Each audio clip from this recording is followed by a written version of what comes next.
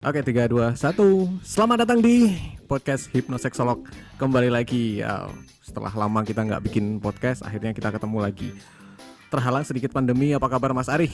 Alhamdulillah. Gimana nih pandemi ya? Pandemi luar biasa lah. Terus gimana nih pandemi, apakah masih melakukan wik-wik? Oh, kalau itu nggak boleh lewat. Oke, boleh lewat. Nggak boleh lewat. Oke. Jadi pandemi itu tidak mengurangi rasa kita untuk bisa melakukan itu. Oke. Terus pakai ini nggak? Pakai masker nggak selama ini? Pakai dong. Pakai. Berarti Sesuai anjuran pemerintah. wah, kasihan dong nggak bisa chill-chill itu. Ya, kita pakai gaya-gaya yang agak ekstrim. Nggak bisa pakai kekuatan lidahnya seperti yang kamu kasih di tutorial membuat Tutorial wanita gitu ya. lepek-lepek itu. Itu dipakai tapi pas main itu maskernya agak dinaikin ke atas.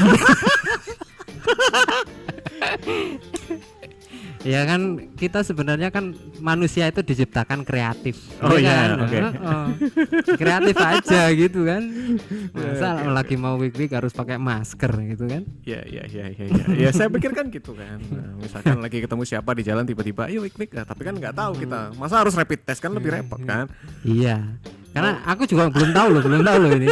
Apakah benar COVID ini bisa apa ya istilahnya? Bisa menular melalui senggama. Nah, itu enggak tahu sih. Ya kalau pas nggak mau bersin-bersin ya mungkin sih. Mungkin ya. Kalau yang bersin yang tempat lain kan beda. Gitu. Iya, Iya ya nggak kan? tahu juga sih. Mungkin kita harus ngobrol sama virolog besok. Iya, Apakah harusnya itu gitu. bisa terjadi? Mungkin kita harus ngundang Ya, mungkin bisa sih. Siapa ya? yang merasa dokter.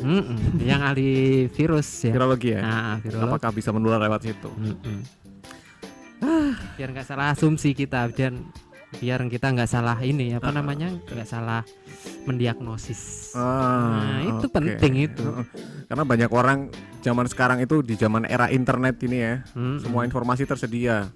Saya merasakan sebuah gejala, lalu saya browsing di sebuah platform, terus saya menemukan, wah ini gejalanya cocok dengan saya. Akhirnya saya menjudge bahwa diri saya kena penyakit atau gangguan tersebut. Padahal belum tentu. Iya. Benar. Termasuk itu terjadi di medis dan di psikologi. Oh gitu ya. Iya, saya pernah punya seorang Seonggok orang daging. lain yang merasa dirinya depresi, bahkan sampai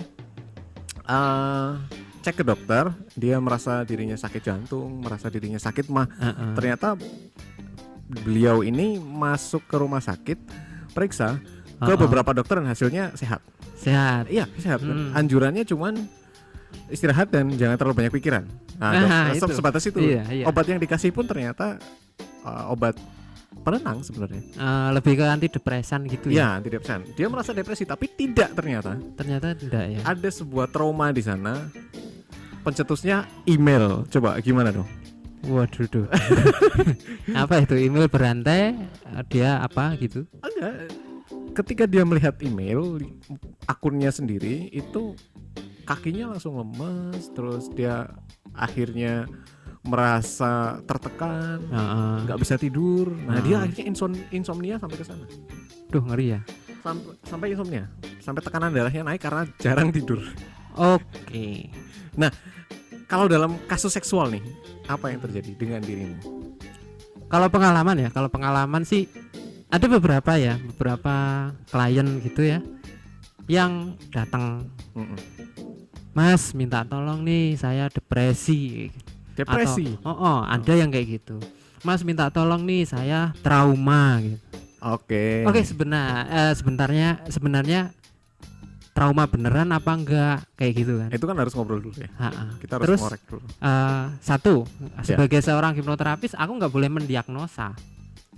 Betul, itu haknya psikolog. Iya kan, itu haknya psikolog dan psikiater.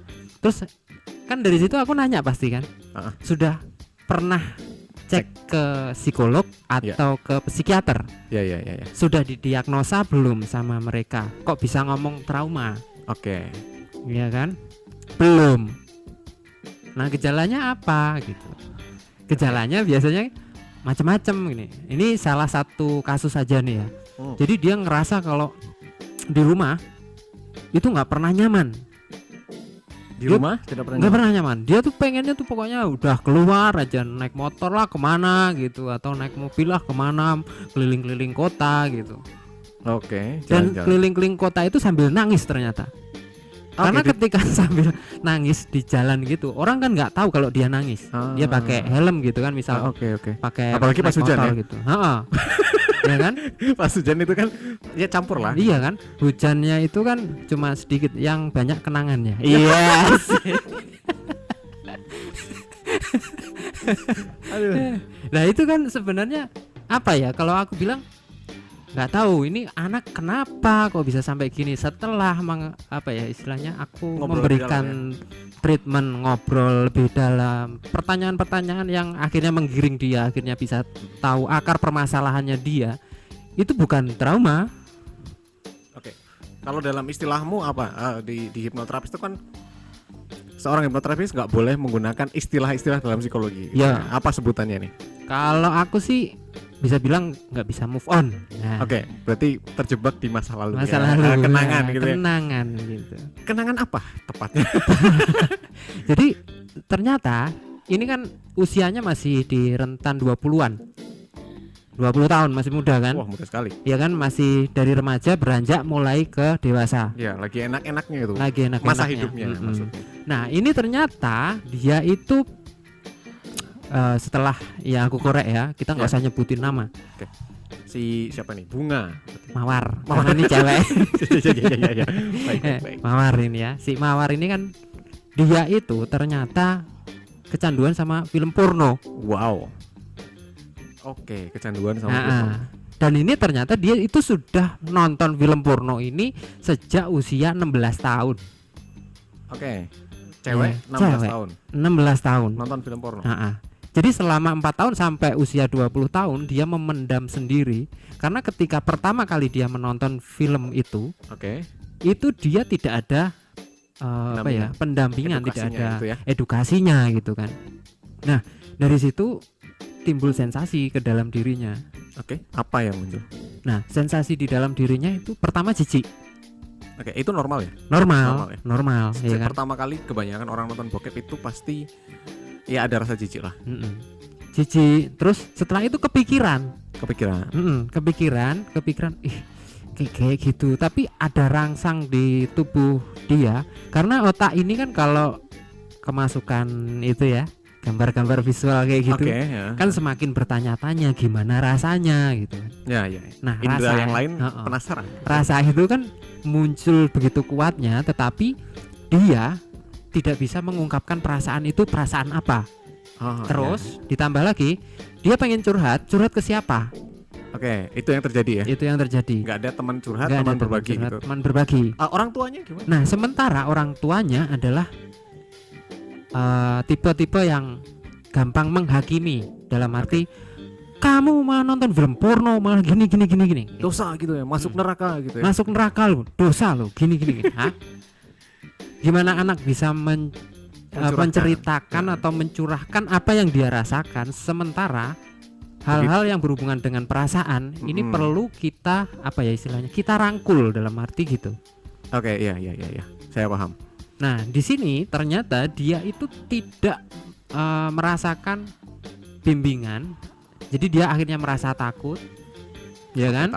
Merasa takut dihakimi, merasa takut kalau dia dianggap cewek nakal, merasa takut kalau dia nanti dianggap apa ya istilahnya, orang yang haus seks atau apa gitu. Iya. Nah, Binal gitu binal gitu. Nah, Padahal cowok suka ya? Suka. Cowok kelas 6 SD aja udah pada nonton bokep sekarang. Mah gitu ya, Iya, panggilannya ya, heeh. sama Anak SD aja pacarnya. udah mah, pah gitu. Kamu masih kekanak-kanakan Iya. gitu ya. Dia nggak sadar kalau dia sendiri anak-anak gitu. Ya. Nah, itu ternyata setelah karena dia tidak mendapatkan itu, akhirnya kan pelampiasannya larinya kemana? Curhat ke cowoknya. Curhat mungkin. ke cowok. Ya, Bukan cowoknya. Belum. Belum. Curhat ke cowok. Wah, kamu gini. Ditawarin lah untuk Coba gitu. Enak banget kan. tuh cowok. Enak banget. Jadi cowok tuh enak, dapat limpahan kayak gitu tuh. Itu rezeki nomplok ya. Nggak usah usaha gitu. Iya. Sementara di luar sana banyak cowok-cowok yang udah mati-matian berjuang mendapatkan kepuasan itu malah nggak dapat. Ya mungkin mereka kurang beruntung. Ya itu elemen terpenting. Elemen terpenting ya. Jadi akhirnya ya dia masih bisa ini ya, bisa mengontrol dirinya, dalam arti dia tidak melakukan seks yang sampai penetrasi, sampai melakukan hubungan seks secara fisik kayak gitu. Oke. Jadi apa yang terjadi? Nah, apa yang terjadi selanjutnya adalah akhirnya kan itu menjadi sebuah pendaman perasaan. Oke. Meskipun belum melakukan. Oke. Nah, itu lama-kelamaan ternyata dia itu akhirnya jadi stres sendiri gitu. Karena satu, pelampiasannya nggak ada. Nah, seiring berjalannya waktu punya pacar. Bukan sama cowok yang tadi ya? Bukan. Oh, berarti nggak jadi beruntung ya? Nggak jadi beruntung dia. Kasihan. Kurang pinter. Memang pinter. Berarti keberuntungan adalah kesempatan bertemu dengan persiapan. Jadi dia persiapan. Harusnya dia belajar gimana caranya flirting. Nah, itu. Harusnya datang ke kita itu. Yoi. Nah, itu kayak marketing. Udah dapat klien potensial tapi nggak bisa closing. Produknya udah bagus gitu ya. Ibarat kata lagi ML gitu ya. Udah mau ejakulasi tapi ada ketok gitu ya. Ada siapa di dalam? Nah, Satpol PP. Nggak jadi keluar. Nah, itu yang terjadi akhirnya.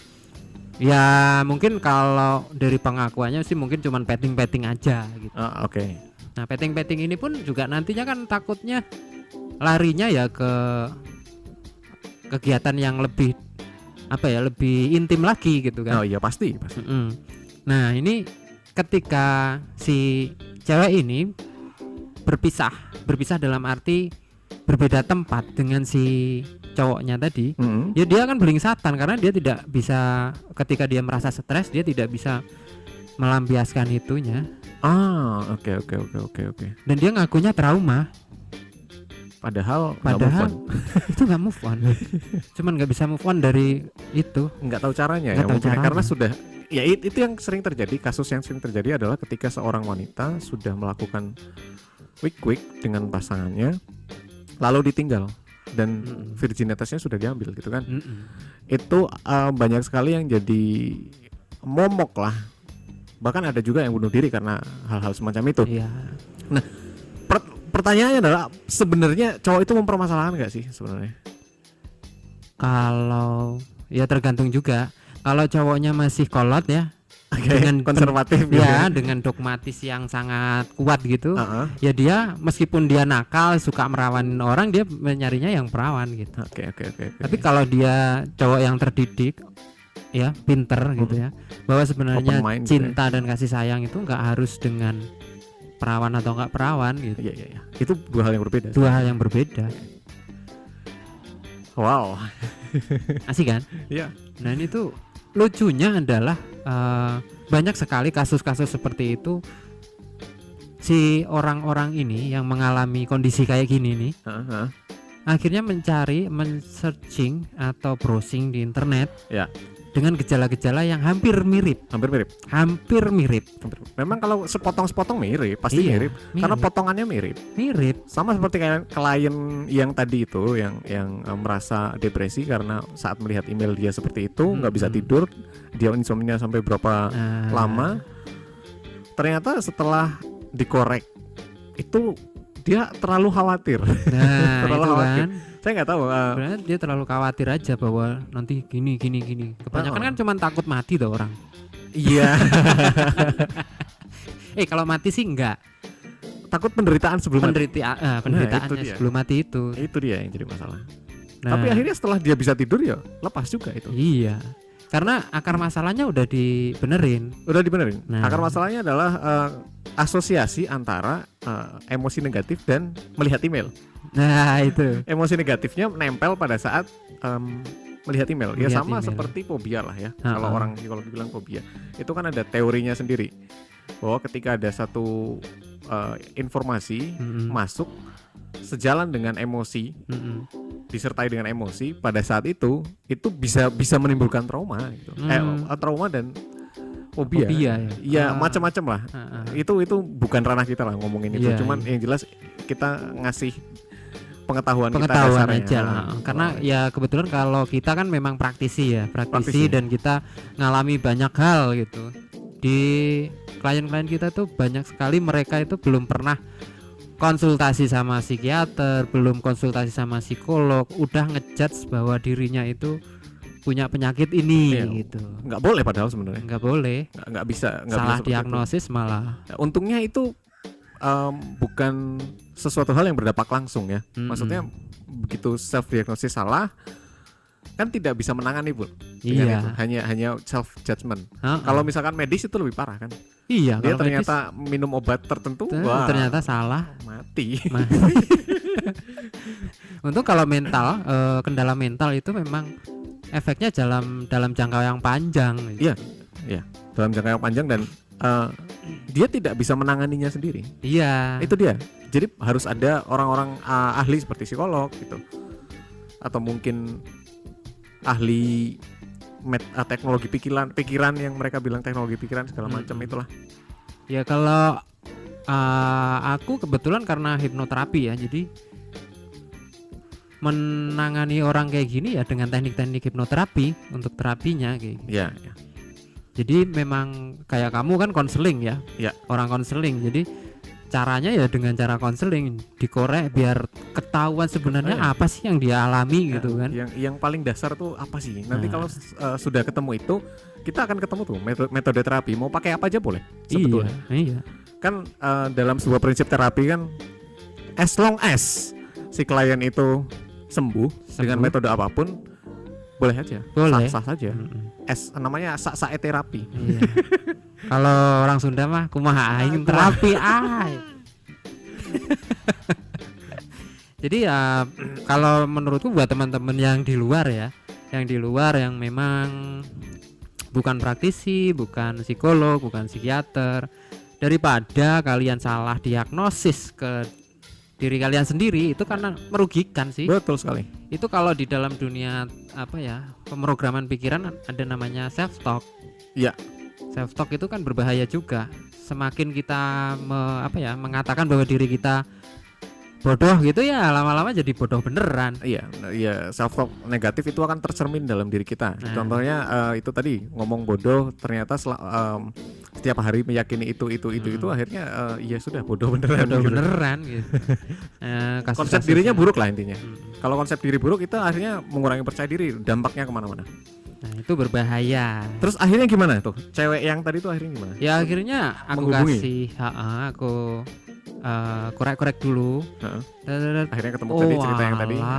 Ternyata akar permasalahannya di sini. Oke. Ternyata masalah sebenarnya apa tuh Mas? Yang paling memicu Kecanduan pornografi. kecanduan pornografi itu tadi. Oke. Kecanduan. Tapi sama pacaran ini akhirnya Yang kalau aku sih tidak melarang ya, tidak akan pernah melarang dia akan melakukan apa. Tetapi sebaiknya kamu melakukan SWOT terapi. Caranya seperti apa? Nih tak kasih caranya seperti ini gitu kan. Oke. Kamu harus melakukan ini. Mulai menghindari nonton film porno. Itu salah satunya. Satunya gitu kan.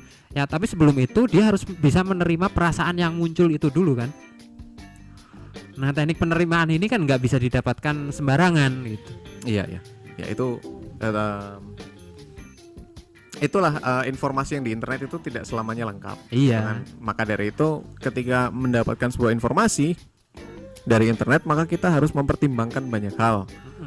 Apakah informasi tersebut utuh atau hanya sebagian? Nah. Karena internet itu ya memang informasi bisa didapat dari sana, tapi untuk kajian ilmiah dan segala macam cobalah untuk tidak dari sana, karena ada ahli yang lebih bisa mendiagnosis secara utuh.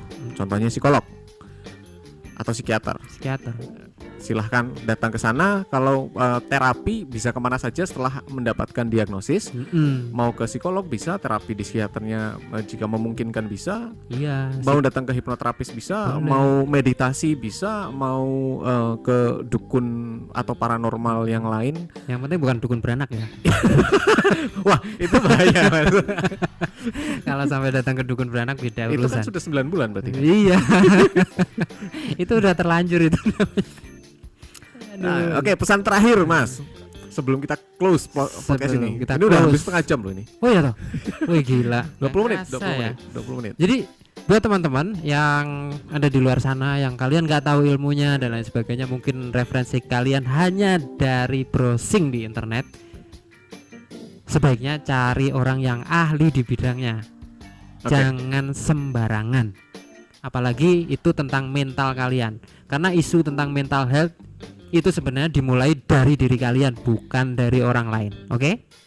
Oke, terima kasih Mas Ari. Di tengah pandemi seperti ini masih tetap aja menjadi orang yang bijaksana. Oke, sekian untuk episode kali ini.